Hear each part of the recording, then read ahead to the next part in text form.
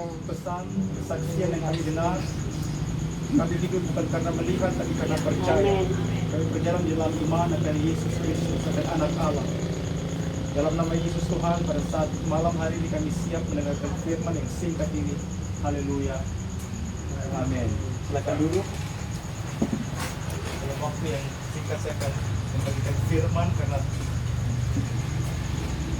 dalam waktu kurang lebih beberapa bulan seperti kita terbatas kata-kata dan waktu untuk mengungkapkan kesaksian Tuhan yang begitu besar. Ada banyak detail yang kita tidak disaksikan, tetapi satu hal yang Tuhan taruh dalam hati saya terdapat pada saat hari ini, malam hari ini dalam buku Yeremia. Kalau kita bisa buka bersama-sama dalam buku Yeremia, hanya 2 ayat saja Tuhan berbicara, menyampaikan pesan remak pada saya yang saya mau rindu bagikan. Yeremia pasal yang kedua, saya rindu membaca ayat yang ke-6 sampai 7a. Yeremia pasal yang kedua, ayat yang ke-6 sampai 7a. Saya akan membagikan pesan singkat yang saya rasakan Tuhan ingin berbicara kepada kita. Mari kita baca sama-sama Yeremia pasal 2 ayat yang ke-6 sampai 7a. 1, 2, 3. Dan mereka tidak lagi bertanya, di manakah Tuhan yang menuntun kita keluar dari tanah Mesir, yang memimpin kita di padang gurun, di tanah yang tandus, yang lekuk, di tanah yang sangat kering dan gelap, di tanah yang tidak dilintasi orang dan yang tidak didiami manusia. Aku telah membawa kamu ke tanah yang subur untuk menikmati buahnya dan segala yang baik daripadanya.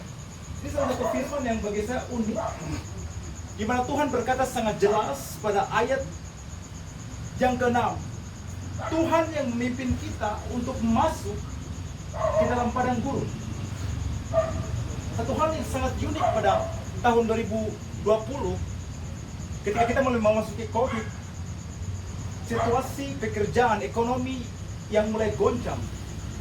Saat kami tinggal di Meksiko, ribuan orang kehilangan pekerjaan, orang sampai maaf kata gila, kehilangan pekerjaan. Gereja-gereja tutup, sampai akhirnya mempengaruhi dan masuk ke dalam kehidupan keluarga saya secara pribadi. Bapak yang saat itu sudah beberapa bulan, sudah hampir 1 tahun lebih di Jayapura, dan mama yang saya lihat lewat Facebook jauh harus turun naik melihat bapak dan melihat sedang jemaat Tuhan, dan saya secara anak yang paling tua tinggal jauh dari Meksiko, saya punya hati sangat sedih sekali dan keadaan yang terbatas. Dan Tuhan memberikan ayat ini di mana seringkali Tuhan meluaskan anak-anaknya untuk dipimpin masuk ke padang gurun. Ini suatu cerita Israel yang saya bisa lihat Tuhan dengan sengaja keluarkan mereka dari Mesir untuk masuk ke padang gurun. Di sini dikatakan Dia yang memimpin kita masuk ke padang gurun. Seringkali kita merasa bahwa aduh, ikut Tuhan tuh pasti semuanya akan baik-baik saja, semua akan enak. Tapi tahun ini saya secara pribadi, saya sering dengar orang sakit COVID, mendengar orang sakit terpapar di rumah sakit. Tapi saat ini saya punya bapak kandung sendiri dan ibu kandung sendiri masuk dalam rumah sakit. Dan secara pribadi saya merasa seperti anak yang tua, kita keluar ke rumah, diizinkan Tuhan masuk ke padang gurun. Ada hal yang sangat menarik dalam ayat yang ke-6. Ada 5 karakteristik tempat yang dikatakan nomor 1, masuk dalam padang gurun. Dalam bahasa Inggris ini memiliki arti berbagai-bagai jenis padang gurun, ada tipe-tipe padang gurun yang berbeda. Kalau bahasa Israel kita bisa melihat mereka baru keluar, ada minum air sedikit saja, tiba-tiba masuk lagi dalam padang gurun. Dalam runtun waktu yang sangat lama, mereka berjalan 40 tahun. Tuhan, kasihan saya punya mati. Baru keluar, masuk lagi. Baru kena itu, kembali lagi. Baru lihat foto, aduh, mandi-mandi di pantai Beijing, kayaknya sudah sembuh, kayaknya sudah selesai. Tapi kembali lagi. Ini padang gurun yang diceritakan dalam Yeremia itu. Masuk padang gurun, tiba-tiba dapat air, masuk lagi ulang. Tiba-tiba dapat sombar sedikit, masuk lagi ulang. Padang gurun yang berulang-ulang. Itu arti kata dia punya bahasa yang asli. Bertubi-tubi. Yang kedua dikatakan di sini mereka masuk dalam tanah yang tandus, kering, panas terik, tanpa hujan. Aduh Tuhan, panas terik. Yang ketiga karakteristik di sini dikatakan tanah yang lekak-lekuk. Arti kata sepertinya kehilangan arah. Itu ini ada di mana? Itu punya jalan kita lihat. Dokter bilang A, ini bilang B. Seperti jalan hilang, lekak-lekuk, tanpa tujuan, kehilangan arah. Sepertinya kita mau tahu Tuhan punya maksud dalam padang gurun ini apa. Anda bisa bayangkan kata lekak-lekuk. Itu sepertinya kita tidak bisa lihat garis akhir. Oh, kalau kita mau tahu kapan kita bisa sembuh, mungkin kita bisa dari mana.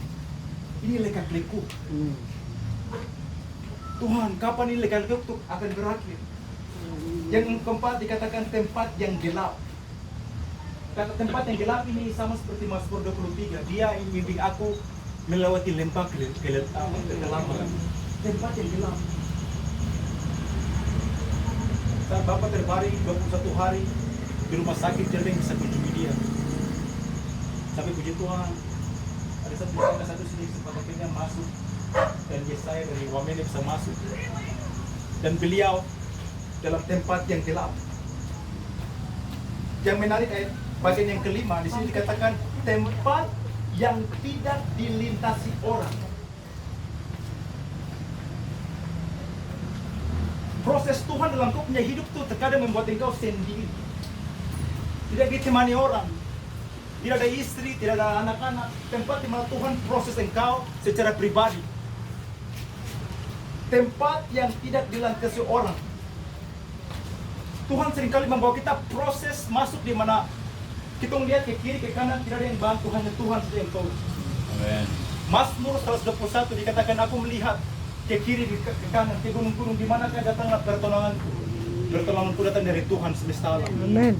Tempat di sini dikatakan yang tidak dilintasi manusia. Mana kesaksian yang Bapak sampaikan itu kalau orang lain yang dapat Tuhan suruh lewat. Ini suatu proses yang beliau alami, dia bentuk dia punya karakter. Dan saya punya doa, biarlah karakter, figur, dan saya punya orang tua, Bapak. Walaupun kita melewati proses yang beda waktu umur 35 ini beliau tadi pagi sempat saksikan umur 25 itu kan Bapak sudah mulai masuk dan terlibat dalam politik. Tapi Tuhan pakai saya punya proses lain. Tapi saya mau minta biarlah karakter beliau yang dia punya cara hikmat bisa diurus kita. Tempat yang tidak dilintasi orang, pusing. Proses khusus yang Tuhan buat bagi engkau. Saya tidak tahu apa yang engkau alami saat ini, anak muda. Mereka yang engkau yang sudah mungkin menikah, hamba Tuhan, atau engkau dalam pekerjaan, mungkin engkau ada di padang gurun. Tapi saat ini, sore hari ini, malam hari ini engkau lihat kesaksian Tuhan. Tuhan yang sama yang sertai kita, akan sertai engkau. Amen. Ada proses pengenalan Tuhan yang kau tidak akan kenal dia. Kecuali hanya dalam padang gurun. Dengan sengaja Tuhan akan bawa engkau ke padang gurun supaya kau tahu dia itu siapa. Semua orang bisa suka cita, sorak-sorak, senang kalau sehat, kalau ada uang, kalau ada pangkat, jabatan. Tapi padang gurun tu akan kenal siapa itu engkau sesungguhnya. Apakah kau bisa bersyukur dalam padang gurun? Apa kau masih bisa angkat tangan dan Tuhan Yesus baik dalam padang gurun? Kau punya karakter, identitas sesungguhnya kelihatan di padang gurun. Dan Tuhan membawa orang percaya sebelum masuk ke tanah perjanjian harus lewat padang gurun. Ayat yang ke-7 dikatakan, mari kita lihat ayat yang ke-7a. Aku telah membawa kamu ke tanah yang subur. Dialah yang setia. Dia tidak akan biarkan engkau tinggal di padang gurun. Dia akan bawa kita masuk dalam tanah perjanjian. Tanah yang subur untuk menikmati buahnya. Apa itu kata menikmati buah? Karena di padang gurun kita harus tabur. Saat kita di padang gurun kita tabur dengan air mata. Kita tabur dengan sukacita, tabur Tuhan. Biar saya sakit tapi tetap saya sembah Engkau. Apa kau yang tabur pada saat masa padang gurun, kau akan Tuhan. Kau yang tabur bersungut-sungut, tidak percaya dengan Tuhan, kamu tidak akan tuai apapun. Kau tidak tahu apa yang kau lewati, mungkin kau krisis ekonomi, krisis keuangan, krisis rumah tangga. Tetap tabur Tuhan. Tetap tabur doa penyembahan. Tetap tabur Tuhan, terima kasih. Saya tidak mengerti. Tadi 5 karakteristik sudah kasih tahu, tempat yang lika-liku. Kenapa mau bilang? Haleluya. Untuk menikmati buahnya dan segala yang baik daripadanya. Amin. Ini janji Tuhan. Tuhan tidak stop di ayat yang ke-6. Ayat yang ke-7 dikatakan dia akan giring kita terus masuk di tanah perjanjian. Ini pesan yang sangat singkat sekali. Pesan yang sangat singkat, apakah ini bisa menjadi berkat bagi kita semua? Dan hanya sekitar 5